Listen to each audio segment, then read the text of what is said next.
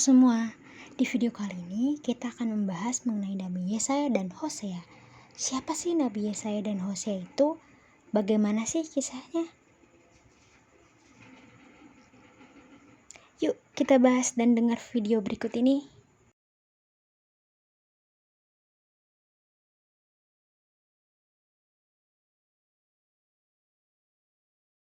Siapakah Nabi Yesaya? Nabi Yesaya kita kenal sebagai nabi besar di Perjanjian Lama di dalam kitab suci. Yesaya termasuk dalam kelompok nabi-nabi besar. Mengapa dikatakan nabi besar? Karena pesan-pesannya sangat penting dan kitabnya cukup panjang. Ia menyampaikan pesan-pesan Tuhan yang sangat mendalam dan berpengaruh besar bagi umatnya. Pesan-pesannya seringkali tentang bagaimana umat harus kembali kepada Tuhan, tetapi juga tentang harapan akan datangnya seorang penyelamat, yaitu Yesus Kristus sendiri. Lalu Nabi Yesaya hidup sekitar di tahun 2800-an yang lalu, tepatnya di sekitar tahun 700-an sebelum Masehi.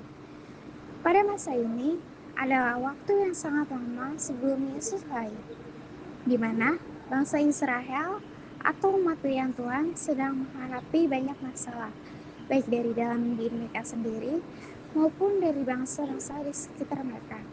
Jadi, Yesaya ini hadir di tengah-tengah masa yang penuh tantangan, di mana umat Tuhan seringkali lupa akan janjinya.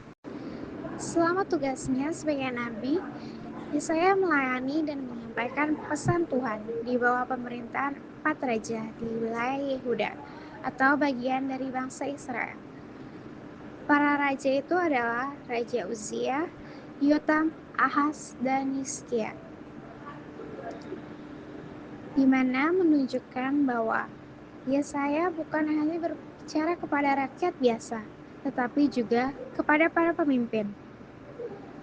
Ia memberikan nasihat, teguran, dan penghiburan dari Tuhan kepada para raja dan seluruh umat, agar mereka tetap setia kepada Tuhan, meskipun ada banyak godaan dan ancaman dari luar.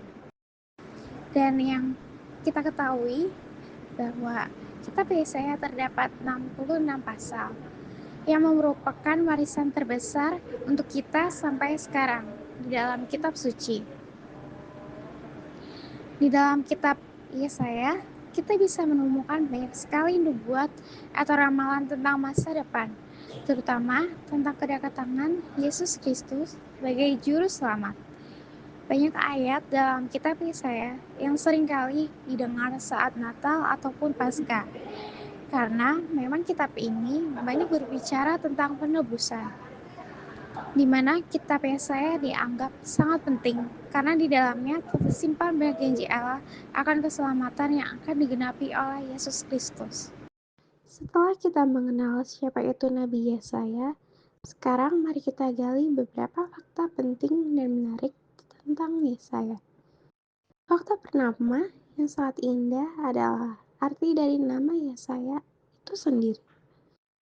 Dalam bahasa aslinya, nama Yesaya berarti adalah keselamatan dari Tuhan, atau Tuhan adalah keselamatan, di mana sangat pas sekali dengan tugas dan pesan utama Yesaya. Sepanjang pelayanannya, beliau selalu berbicara tentang bagaimana Tuhan ingin menyelamatkan umatnya dari dosa dan dari kesulitan. Nama Yesaya ini seolah menjadi ringkasan dari seluruh isi kitab Yesaya yang penuh dengan janji, keselamatan, dan harapan yang datang dari Allah sendiri. Lalu yang kedua, Yesaya mendapat panggilan lewat penglihatan di bait Allah yang tercatat dalam kitab Yesaya pasal atau bab 6, di mana Yesaya melihat Tuhan yang sangat mulia duduk di tatanya. Dan ia juga melihat serafim atau malaikat bersayap 6 yang melayani di hadapan Tuhan. Peristiwa ini begitu dahsyat sehingga Yesaya merasa tidak layak dan kotor. Tetapi dengan demikian, salah satu serafim membersihkan bibirnya dengan bara api dari altar. dan menandakan bahwa ia diampuni dan siap diutus. Peristiwa ini adalah momen penting yang mengubah hidup Yesaya dan memulai pelayanannya sebagai juru bicara Tuhan. Sebagai juru pembicara Tuhan, Yesaya bernubuat tentang 3 hal. Yang pertama adalah kehancuran Israel karena dosa, di mana Yesaya seringkali memberi peringatan keras kepada umat Israel dari akibat dosa-dosa mereka. Yesaya menyampaikan bahwa jika umat tidak bertobat dan kembali kepada Tuhan, mereka akan mengalami hukuman dan kehancuran. Hal ini adalah teguran dari Tuhan yang mengasihi umatnya dan ingin mereka berubah. Lalu hal yang kedua adalah Yesaya bernubuat tentang adanya pengharapan. Meskipun ada nubuat tentang hukuman, pesan Yesaya tidak berhenti di sana saja. Justru sebaliknya, banyak sekali nubuat yang penuh dengan pengharapan. Yesaya berbicara tentang bagaimana Tuhan tidak akan membuang umatnya selamanya, tetapi akan ada sisa-sisa umat yang setia, dan Tuhan akan memulihkan mereka. Hal ini menunjukkan belas kasih Tuhan yang terbatas. Dan hal yang ketiga adalah adanya kedatangan Yesus yang paling istimewa dari nubuat Yesaya. Banyak sekali ayat dalam kitab Yesaya yang dengan jelas menggambarkan tentang kelahiran Yesus, penderitaannya, wafatnya, hingga kemuliaannya. Misalnya, membuat tentang seorang perawan yang akan mengandung dalam Yesaya 7 ayat 14, atau tentang hamba Tuhan yang menderita pada Yesaya 5:3 yang menunjukkan pada sengsara Yesus. Hal inilah yang menjadi kitab Yesaya menjadi sangat penting atau sering kita dengar dan renungkan, terutama pada masa Advent dan Prapaskah. Karena semua nubuat itu telah digenapi dalam diri Yesus Kristus, Juru Selamat kita. Selanjutnya, nubuat Yesaya tentang Mesias. Pada Yesaya 5:3, tentang hamba Tuhan yang menderita. Dalam pasal ini, Yesaya menggambarkan sosok seorang hamba yang akan menanggung penderitaan yang luar biasa. Hamba ini akan dihina, ditolak, disiksa, bahkan seperti domba yang dibawa ke pembantaian tanpa melawan. Hal ini mungkin terdengar menjadikan, tetapi inilah yang Tuhan tunjukkan melalui rencananya dengan keselamatan yang penuh kasih. Lalu, siapakah hamba Tuhan yang menderita ini?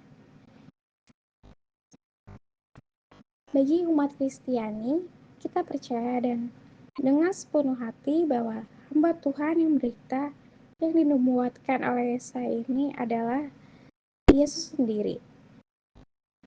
Semua yang dituliskan Yesaya dalam pasal 33 tentang penderitaan, penghinaan, dan kematian hamba itu semuanya terpenuhi dengan sempurna dalam kehidupan sengsara, wafat, dan kebangkitan Yesus, di mana Yesus rela menderita dan menyerahkan nyawanya demi kita semua.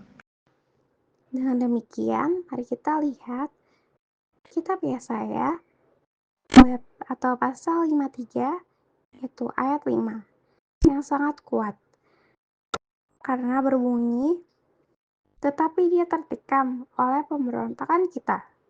Dia diremukkan oleh karena kejahatan kita, ganjaran yang mendatangkan damai sejahtera bagi kita ditimpakan kepadanya. Dan oleh bilur-bilurnya, kita menjadi sembuh. Dalam ayat ini, dijelaskan dengan sangat jelas mengapa harus menderita. Di mana yang menderita ini Yesus. Tidak menderita karena dosanya sendiri, tetapi karena dia tanpa dosa dan ia menderita dan tertikam karena dosa-dosa kita. Penderitaannya itu membawa damai sejahtera bagi kita, dan luka-lukanya menyembuhkan kita dari luka dosa. Hal ini adalah inti dari kasih Allah yang rela mengutus putranya, yang menderita demi menyelamatkan kita. Maka, dari kitab Yesaya, kita dapat mengambil beberapa pesan penting. Yang pertama adalah Allah tetap mencirikan jalan keselamatan, karena Allah kita adalah Tuhan yang maha baik dan selalu menyediakan jalan keselamatan bagi kita. Meskipun umatnya di zaman Yesaya sering berdosa dan memberontak, Tuhan tidak akan pernah meninggalkan mereka. Bahkan, ketika mereka menghadapi kesulitan karena dosa-dosa mereka, Tuhan selalu membuka pintu bagi mereka untuk kembali. Hal ini menunjukkan kasih Tuhan yang luar biasa besar bagi kita saat ini. Hal ini berarti bahwa meskipun kita sering jatuh dalam dosa atau menghadapi kesulitan hidup, Tuhan tidak pernah berhenti mengasihi kita dan selalu menyediakan jalan untuk kita semua, untuk bisa kembali kepadanya dan menerima keselamatan melalui Yesus Kristus. Pesan penting yang kedua adalah, kitab Yesaya adalah sebuah panggilan kuat dari Tuhan untuk kita bertobat dan hidup dalam keadilan, di mana Nabi Yesaya seringkali menyuruhkan kepada umatnya untuk meninggalkan dosa-dosa mereka seperti ketidakadilan, penyembahan berhala, dan penindasan kaum lemah. Ia mengingatkan bahwa Tuhan menghendaki umatnya hidup dengan benar, saling mengasihi, dan peduli terhadap sesama, terutama yang miskin dan tertindas. Hal ini juga adalah panggilan untuk kita semua, sebagai umat Katolik, untuk selalu memeriksa diri, mengakui dosa-dosa kita dalam sakramen taubat, dan berusaha untuk hidup sesuai dengan ajaran Kristus, yaitu hidup dalam kasih dan keadilan bagi semua orang. Dan pesan yang ketiga yang sangat penting adalah kita selalu memiliki pengharapan yang teguh dalam janji-janji Tuhan. Meskipun Yesaya banyak berbicara tentang hukuman dan penderitaan akibat dosa, pada akhirnya kitab Yesaya selalu diakhiri dengan janji-janji tentang Tuhan yang akan memulihkan, yang akan memberikan damai sejahtera, dan kedatangan Mesias yang akan membawa keselamatan kekal. Hal ini mengajarkan kita bahwa dalam setiap kesulitan, setiap kegelapan, kita harus selalu percaya pada janji Tuhan. Karena Tuhan adalah Allah yang setia dan janjinya pasti akan digenapi. Pengharapan ini menopang kita untuk tetap kuat dalam iman, percaya bahwa Tuhan selalu punya rencana baik bagi kita, dan pada akhirnya kemenangan itu ada padanya. Selanjutnya, Nabi Hosea. Nabi Hosea atau disebut juga suara kasih dan kesetiaan Allah. Nabi Hosea adalah salah satu nabi kecil dalam Alkitab yang hidup pada abad ke-8 sebelum Masehi. Di masa pemerintahan Raja-Raja Israel Utara. Namanya berarti keselamatan atau pembebasan, yang mencerminkan pesan utama nubuatnya, kasih Allah yang tak terkesudahan bagi umatnya, meskipun mereka seringkali tidak setia. Latar belakang kehidupan Nabi Hosea. Hosea hidup pada masa yang penuh dengan penyembahan berhala dan ketidakadilan sosial. Bangsa Israel saat itu meninggalkan Allah dan menyembah Baal, dewa kesuburan bangsa Kanaan. Mereka juga terlibat dalam perjanjian politik yang tidak setia dengan bangsa-bangsa lain, yang semakin menjauhkan mereka dari hukum dan kehendak Allah. Tuhan memerintahkan Hosea untuk menikahi seorang wanita bernama Gomer, yang dalam perjalanan hidupnya tidak setia. Pernikahan mereka menjadi simbol hubungan antara Allah dan Israel. Seperti Gomer yang terus-menerus mengkhianati Hosea, demikian pula Israel mengkhianati Allah dengan berpaling kepada berhala. Namun, Hosea tetap mencintai dan menerima kembali Gomer, sebagaimana Allah tetap mengasihi dan berusaha menebus umatnya. Adapun pesan nubuat Nabi Hosea. Kitab Hosea berisi teguran keras terhadap dosa-dosa Israel, tetapi juga penuh dengan pesan harapan dan pemulihan. Ada beberapa tema utama dalam nubuatnya. Yang pertama, kasih Allah yang setia. Meskipun Israel tidak setia, Allah tidak pernah berhenti mengasihi mereka. Kasih Allah bukan hanya emosi, tetapi tindakan nyata yang ingin menyelamatkan dan mengembalikan umatnya kepada jalan yang benar. Yang kedua, peringatan atas hukuman. Hosea memperingatkan bahwa ketidaksetiaan Israel akan membawa kehancuran. Bangsa itu akhirnya jatuh ke tangan Asyur pada tahun 722 sebelum Masehi, seperti yang dinubuatkan Nabi Hosea. Yang ketiga, pertobatan dan pemulihan. Hosea menekankan bahwa Allah tidak akan selamanya murka. Jika Israel bertobat, Allah akan mengampuni dan memulihkan mereka. Dalam Hosea bab 6 ayat 12. Umat diajak untuk kembali kepada Tuhan karena kasih-Nya yang besar. Makna dan relevansi Hosea bagi umat masa kini. Kisah dan nubuat Hosea mengajarkan bahwa Allah adalah kasih yang setia. Meskipun manusia seringkali gagal dan berpaling darinya, Allah selalu membuka pintu bagi mereka yang mau bertobat. Kisah Hosea dan Gomer juga menjadi cerminan bagaimana Allah mengasihi manusia dan mengampuni yang tak terbatas. Di zaman modern, pesan Hosea tetap relevan. Ketika manusia lebih mengutamakan hal-hal duniawi daripada Tuhan, mereka bisa jatuh dalam kesalahan yang sama seperti Israel. Namun, kasih Allah selalu tersedia bagi siapapun yang mau kembali kepadanya dengan hati yang tulus.